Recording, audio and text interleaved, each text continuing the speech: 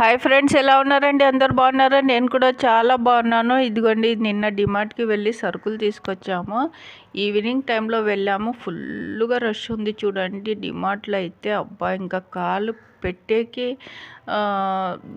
స్థలం లేదు, అంతలా ఉన్నారనమాట జనం అయితే. ఇసుకేస్తే కింద రాలేదు. ఎందుకంటే మధ్యాహ్నం పూట ఫుల్గా ఎండలు ఉంటున్నాయి కాబట్టి అందరు సాయంత్రం పూట వస్తున్నారు. ఇంకా డిమార్ట్ అయితే ఫుల్ ఉంది. ఎలాగో అలాగా సరుకులు తీసుకొని బయటకు అయితే బయటపడ్డాక అమ్మయ్య అనిపించింది. చాలా జనాలు, ఇంకా బిల్ వేసే దగ్గర ఇంకా లేట్ అయిపోయింది. ఇదిగోండి, ఈరోజు మధ్యాహ్నం లంచ్లో అయితే పప్పు, రసము, చొలకాయ కర్రీ, మామిడికాయ చట్నీ, నెయ్యి అయితే అసలు ఆయిల్ లాగా అయిపోయింది అనమాట. నెయ్యి అసలు ఈ చలికాలంలో అయితే గట్టిగా పూసగా ఉంటుంది.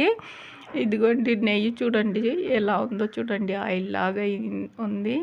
ఇంకా మామిడికాయ చట్నీ, టమాటా పప్పు, చొలకాయ కర్రీ, రసము, పెరుగు వేసుకొని మధ్యాహ్నం తినేసాము.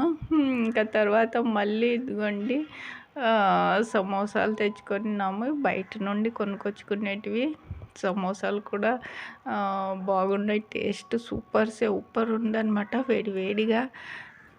ఇప్పుడైతే అసలు నిజంగా చెప్పాలంటే ఎండాకాలంలో ఈ వేడికి వంట చేయాలనిపించట్లేదు. ఇంకా చెయ్యక అయితే తప్పదు.